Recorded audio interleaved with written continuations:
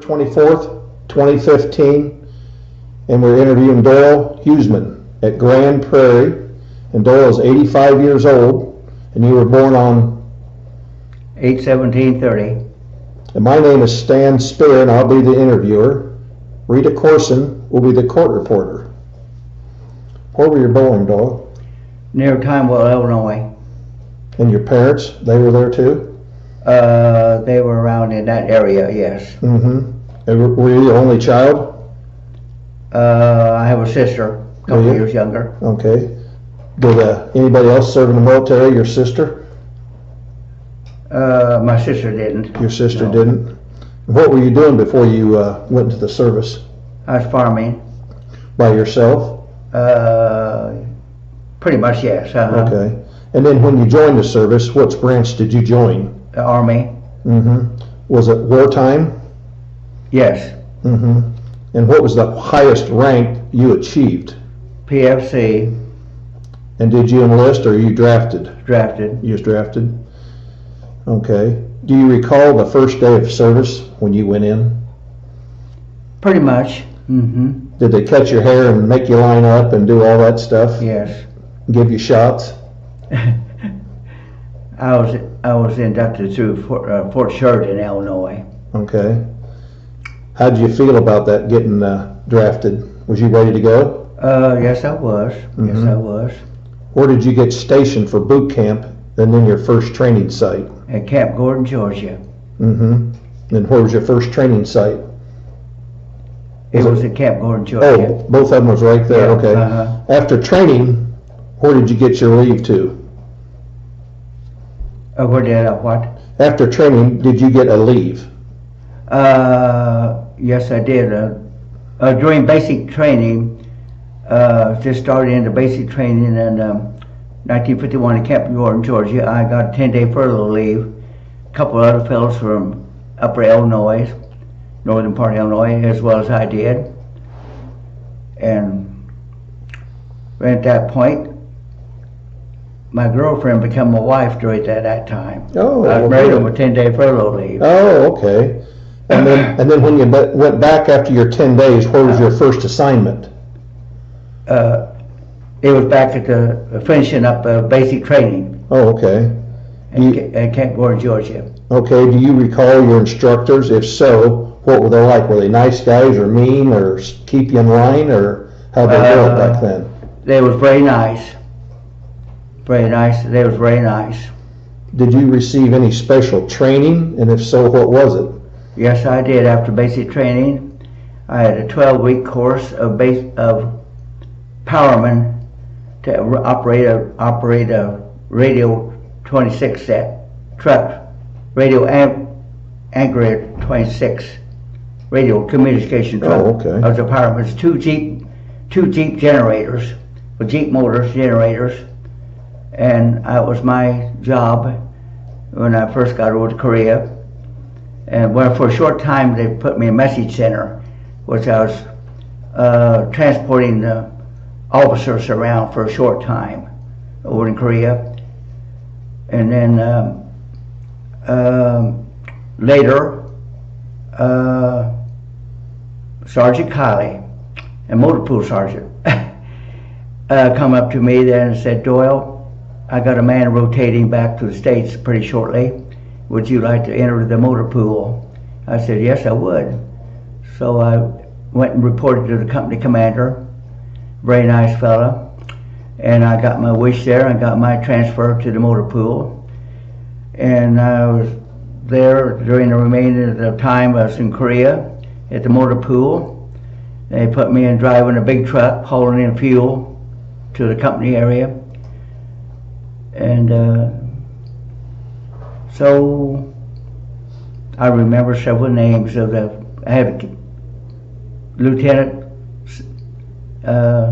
Sabata, first lieutenant, was company commander, very nice fella, and he got promoted to Captain Sabata, a very nice fella, and I thought a lot of him, and so I did. I had several buddies in my company there. We had a good time together there. One of the fellows from Minnesota said, Doyle, what are you going to do when you get back to the States out of the Army? And I said, farm. Well, he said, I'm going to tell you one thing. You'll be a truck driver for several years after you farm for a while. That come true. I was 12 years over the road truck driver.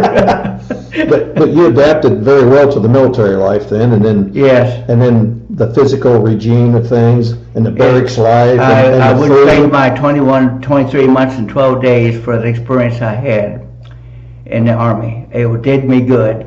It shaped me up, which I knew was a bad boy. I was always pretty good. My parents, I think, appreciated that. Yeah. So your job assignment, you was a truck driver then? Yeah, I was a truck driver. And I'm back to civilian life for a short time. For about 12 years, I was a truck driver after a farm for about 24 years. Okay. And you served in Korea? I was serving in Korea. Do you remember the first day you arrived in Korea?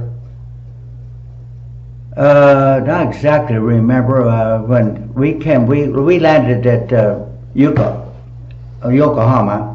on a ship, 13 days going over in a Marine Adder. I come back on a Marine Lennox, and all the Japanese people said, "Ji-lai, welcome." And anyway, they took us to Itajima for about 8 weeks training course there before they transferred me and the rest of my outfit over to Korea. Itajima, Japan. Was there about 8 weeks there. Okay. But what time of year was it? Spring? It was long in the spring. Okay, now when you went over there in the spring, what was the weather like over there? Weather? It was, I remember it got really hot in the summer. You could smell them fish and rice paddies. And also wintertime was very cold. Very cold. I got cold, my feet got cold for several times on guard duty. And but I never was in no danger immediate. And during the time I was over there was never no danger. One incoming shell come in one time or a company area, but I was back with the 40th Division, but headquarters, 40th Division headquarters, which is really a National Guard unit, really.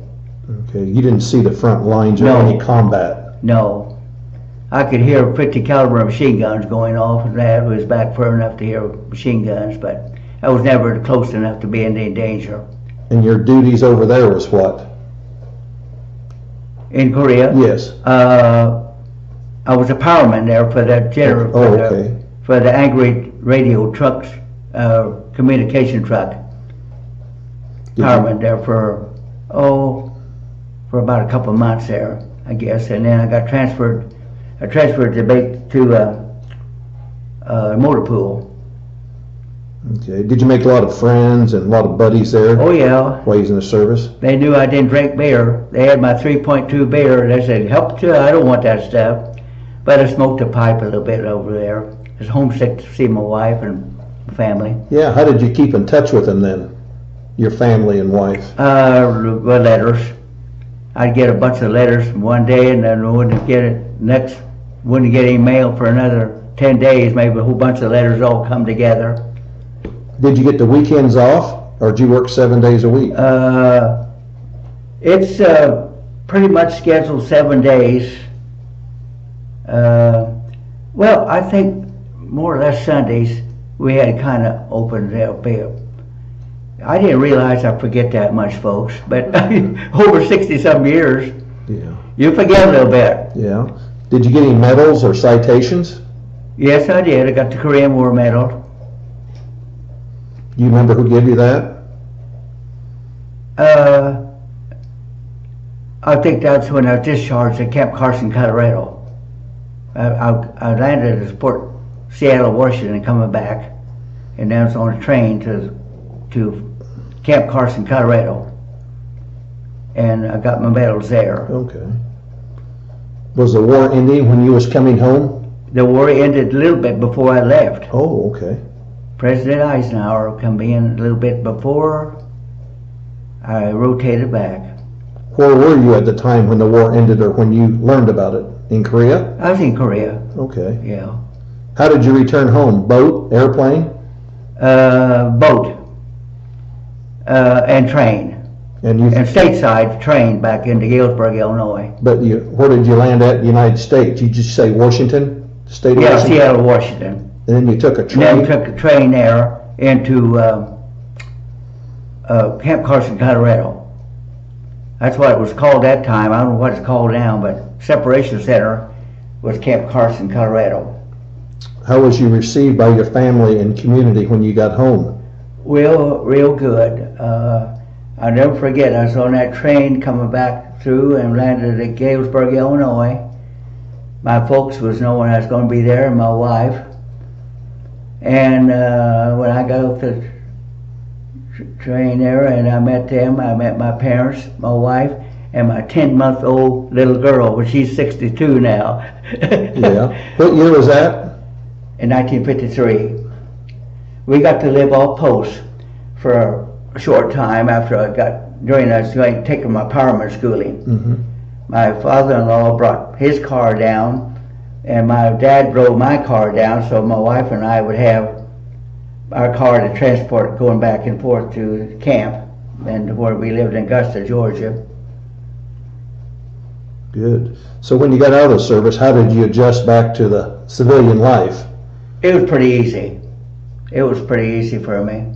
I had really no problem. You went back to farming first. Yeah. Have you But several people could told me though, they could say, I know you're a military guy, because they wanted me to go into OCS a little bit. They said, Doyle, you make a good OCS material. And I said, no, I don't want to make a career in the military. I thought they thought that much of me in basic training. They thought I should apply for OCS, but that wasn't with them bars. I didn't want to go. I didn't want to make a career out of service. Did you ever remain in contact with any of your fellow guys you were in service with? I did get a letter, and that's hurt me yet today. I should answer that letter back, and I didn't. That bothered me for a long time, from one of my buddies there. And I don't know why. I just got back in '53, and I know where I was living at, my wife and I at that time. Had bought a little small farm between Vermont and Australia. And I should have, I about forgot his name now, but I kept it. He was from Carlisle, Pennsylvania. And I hated afterwards that I didn't write a return letter back to him, but I remember him making this statement. He was married at the time they took him in, but he didn't have no children. He was 25 years old, and I was just 21. So if he's still living, he'd be close to 90 now, about 89. Yeah. But, you know, we make blunders and things, but that bothered me for quite a while. I should have wrote him a letter back. And I don't know why.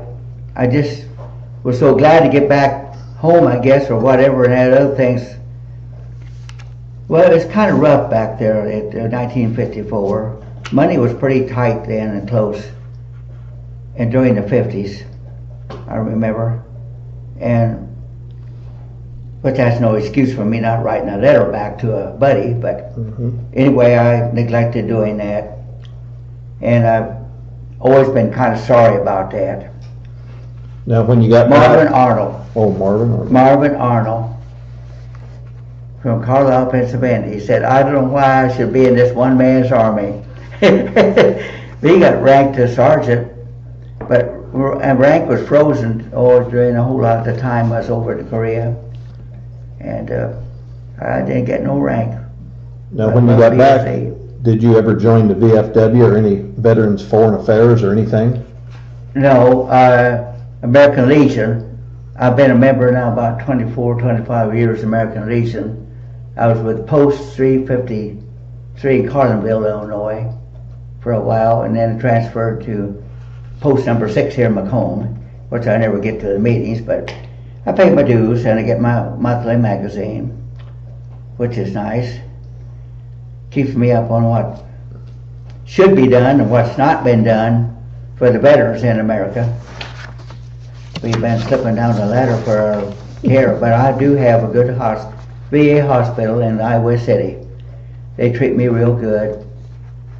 They good line of doctors and nurses, and I've been going. They have my records down for over 6 years now, I guess. 60 years. In Iowa City, VA hospital.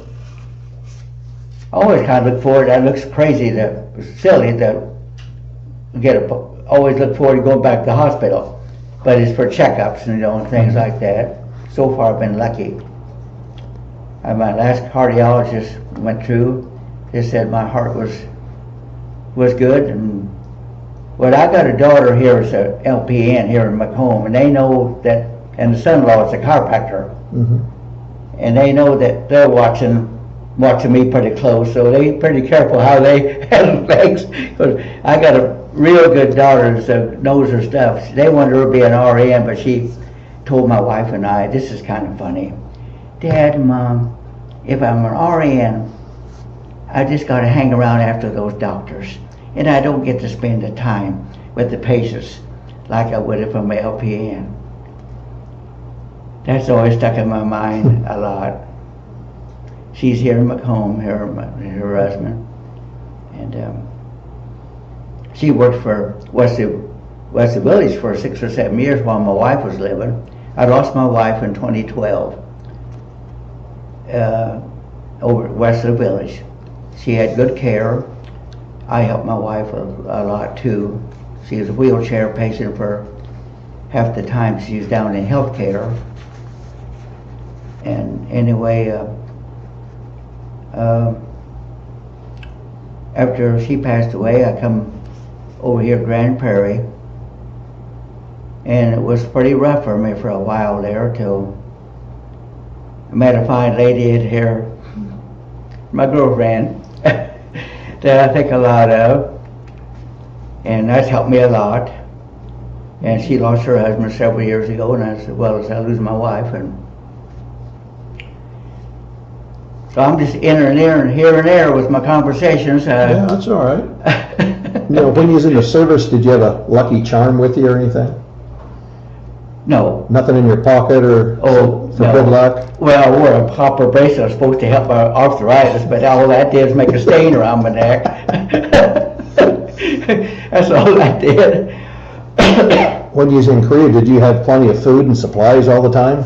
Yes, we had good food. Some of the guys, not picking on from New Jersey or New York, but I turn around to chow line and say, guys, you're not eating sea rations right now, so hush up when you complain about the chow here. Yes, Doyle, we will.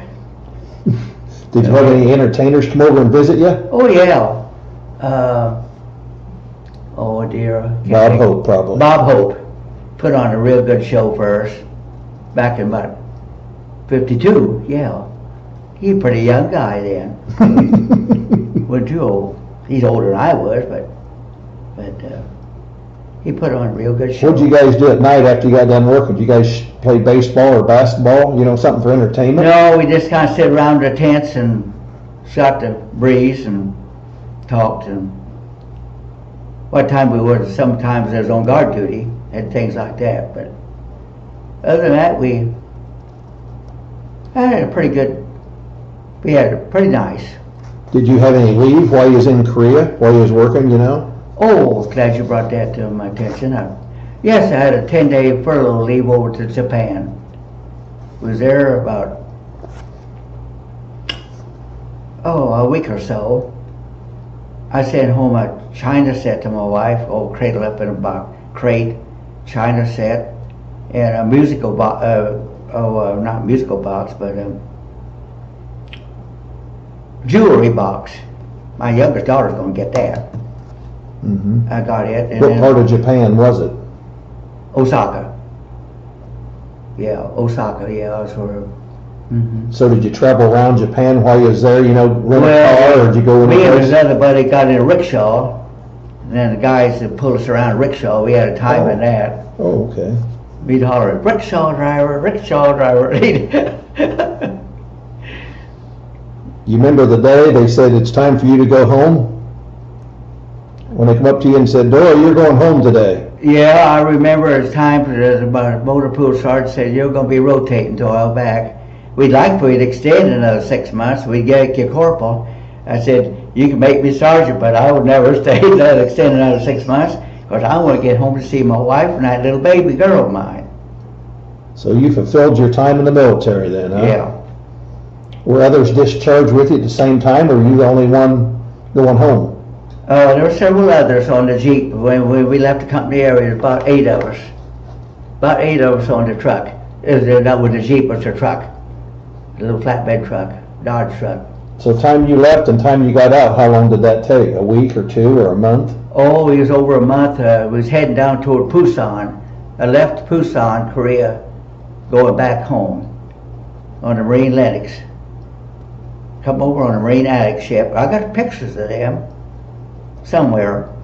I don't have them here, but this is my honor flight book where my daughter took pictures of me. Oh, you went to Washington, D.C. Washington, D.C. in May 2014. She took a whole slug and wrote up everything about it. And oh, this was interesting. Her and her husband just recently come back from seeing a Statue of Liberty. They wouldn't let them go up in the clean top now, but they went up for the arms, I guess. Mm-hmm. And coming back, they stopped in Washington, D.C., and they went up. They got to go in the Washington Monument. But that day, they happened to say, "Nobody, so you can't go up unless they'll go let you go up the top of the Washington Monument. You got to have a ticket." And of course, my daughter and son-in-law didn't have no tickets, and there happened to be a lady standing out pretty close there and said, "Well, I had to purchase 5 tickets to get in here. I'll just give you 2 of them, you and your husband." So my daughter and son-in-law got to go up in the Washington Monument. Okay. When you got out of the service, did you take a week or 2 or a month off, or did you start right back to work? Started back to work to support my wife and the little girl. And that was farming or trucking? I got a job at Rushville, Illinois at a Redshaw Trucking Company. And I was putting, that year it was so dry, everybody's wells going dry, and I was putting the stock rack on, hauling stock. And then I was taking the stock rack off and putting it in a water tank, filling with people's wells. Because it was so dry in 53 and 54 on there. Did you back at that time, did the military have, you could go to school or any benefits to use at that time? Or yeah, they had GI Bill. Oh, I don't remember too much about that. That pretty well got abolished pretty much close of World War II. When we were supposed to have $10,000 free life insurance for X amount of time. But I don't went haywire up in there. Did the military experience make you a different person, affect your life? Oh yeah, I think so. Yeah, it helped me a lot. What did you learn in the military that you wouldn't have learned staying on the farm? Well, I think it just made a better citizen out of it. As I say, taking orders did me good. And I never was a bad guy. I never caused my parents any trouble whatsoever. And I guess that's the reason I got good kids. Not bragging to it, because, we all fall short sometimes, make mistakes.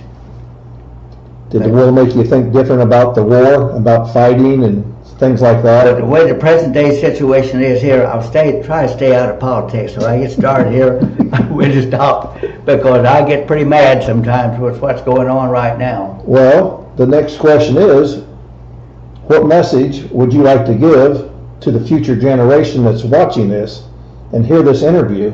What would you tell them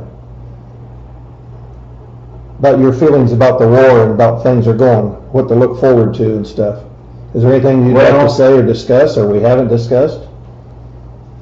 I would say pretty much pray for your leaders that we have now. Be a good citizen and be careful when you vote. When it comes to elections, be careful how you cast your ballot for the right person to hold what particular office. Prayer has been taken out of schools now. And they may come after me, put me in jail when I leave here, I don't know. But I say what I think. 10 Commandments have taken off the courthouse walls now. If we had if we had General Eisenhower back here now, George Patton, General MacArthur, we would have this Far Eastern Command different, a whole lot solved a lot different now. We'd have a division of troops right a year ago. The first man that got his head cut off, and I don't think that President Eisenhower would allow that to happen. But maybe it might have happened. But he would have had a general division of troops right over there on ground. The only way we fight a war is ground troops. We can't do it but flying over the air with a plane and dropping a few bombs. We can't do that. So I get pretty, that's my message. Well, thank you, Doyle. We appreciate it. But I pray for our leadership we have. Pray for every day for our leadership we have. And I'm also concerned about our younger generation trying to raise our family now. They got a job. We got legalizing drugs now. I'm bitter against that. When we're trying to, the jails don't hold all the people that's on drugs now. So on and on and on, fellas, folks. Well, we need a great revival in this country. We need our country to get back to the basics where our forefathers was founded upon, that came here for freedom.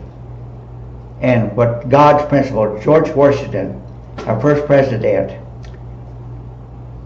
knelt in prayer many times. We need such leadership like that now, going right down in our present administrations now that we're having.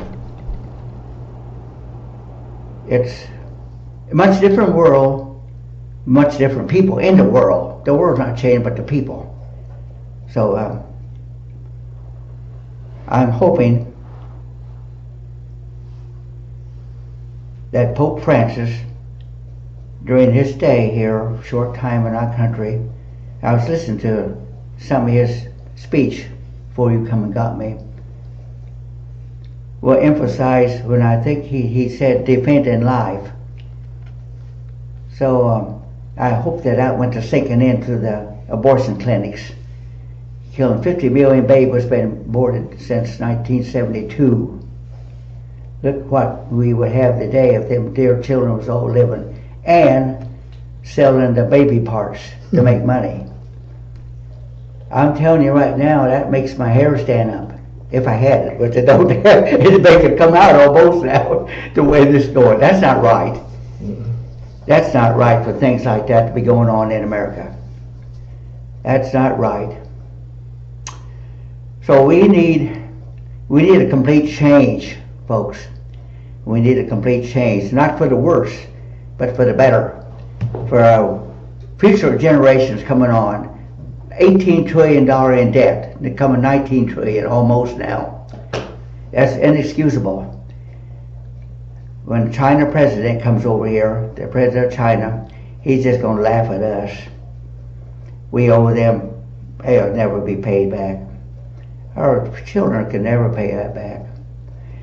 But you know, God's going to take care of that one of these days, and I wouldn't be surprised before 2016 gets here that the Lord will take care of all that and plant his feet on the Mount of Olives, and the dead in Christ shall rise first, and this all be settled with no need to be worried about our next administration, which I'm praying that the right person will, whoever winds up to be, will be a great leader and great instead of a follower.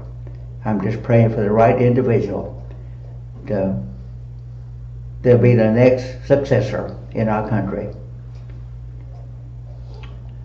And as I say, I love everybody. Love those that the Bible says we're supposed to love those that persecute you.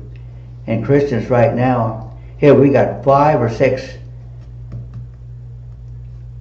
missionaries right now that's over in Iran, I think, that's being held because they held to their Christian belief. They didn't want to surrender to any other God, to their God. I'm trying to think of the one this morning that's on 700 Club. I think quite a bit of Pat Robertson, 700 Club. My wife and I was charter members from that 700 Club back in '61, but I got to where I can't afford to pay membership. Now I've tucked a lot of my money with my wife over west of Grand Prairie. West of Village. But so anyway, about all I have to say. Well, thank you, Doyle. And probably I try to be in my right thinking and everything that I said here, which is going in, folks, a record here. But what I said here, I do. Oh, I got to add this in. Since I lost my wife, I have no knowledge by note on the organ or piano or anything. I started with the harmonica about 3 or 4 years ago. I just started playing it myself, just getting used to it. And I took a liking to accordion. I'm playing accordion now, but I didn't learn to play it in 6 weeks, but I'm pretty good in it now, and not too bad right now. I love to play an accordion. And what time I'm not playing accordion, I'm visiting my girlfriend quite a bit. And I try to be active as I can with different things. We have a very nice activity director, Mary Jo, here in Grand Prairie, and I think a lot of that lady. She's a very nice. But I'm not a bingo player. I'm not against bingo playing, but I'm just not cut out for playing bingo. I can't stand. What did you say? What that number was? No, that's it. I don't want that. And Shirley's she's that way too. My girlfriend. She don't want no part of bingo because her vision is getting not too good too, but and her hearing too. But I have a great time with my accordion. I got a song rack up. I put my songbook in front of me now and open up my songbook there and get that accordion strapped on to me there. As I say, I just play by ear, but I'm not too doggone bad in it. I just do pretty good, and I can strike up pretty good tunes there. Good. I guess that's my sermon for the day. Well, that's fine. Thank you, folks.